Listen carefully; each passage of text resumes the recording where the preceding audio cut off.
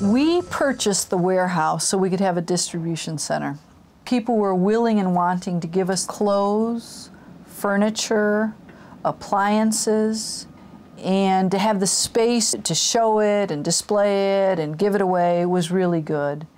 And then people started coming to me and saying, I can't find a job.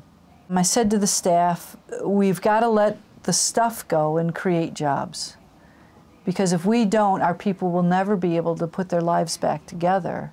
And we can get them stuff other places. There are other good organizations who have clothing and appliances and beds, and what I can't get them anywhere is work. So I started looking for an idea that would pay for itself. I read this article in a magazine about a center in Oklahoma that was making mats out of tires. And eureka. We have illegally dumped tires everywhere. So I called him up, and it was a Native American man, and I said, we stole your land, now I'd like to steal your idea.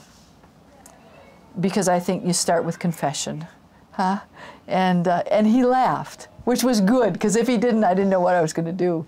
And by the end of our conversation, this very kind gentleman had given me every last detail about how to start this business.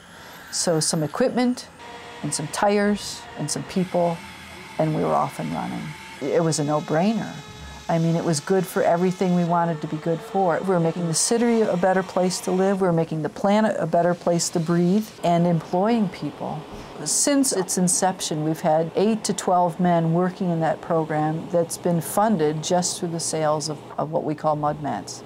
Once we started selling the mats, I heard from people who were going on vacation. They'd come back or they'd write me and say, hey, I went to Mexico, or I went to Vietnam, or I went to some country in Africa, and I saw they're making sandals out of tires. Why doesn't Cass? And I thought, well, why don't we?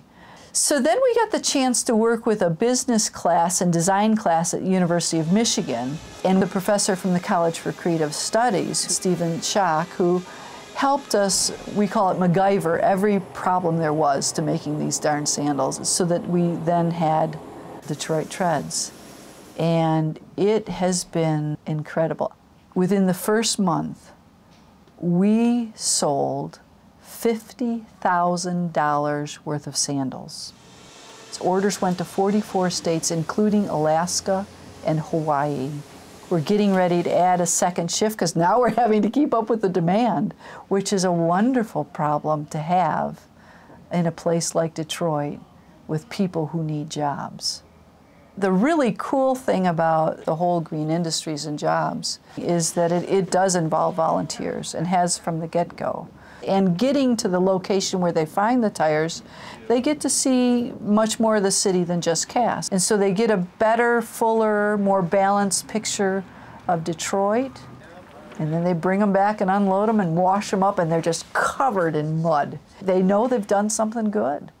And then when we have teams that spend a week, the youth will actually make the mud mats under the instruction of the men who are the mud mat employees. And they are the professors, the teachers, they're the experts.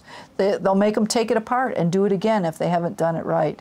And in that relationship that's not balanced on purpose, discussions happen, really important discussions happen about homelessness and poverty and drugs and alcohol and education and parents. You know, your parents really do know a few things. You need to listen, I wish I had. And all of a sudden, for the visitors, volunteers, homelessness isn't an issue anymore. It's, you know, Anthony and Michael and Cree, and it's people. And that's perfect.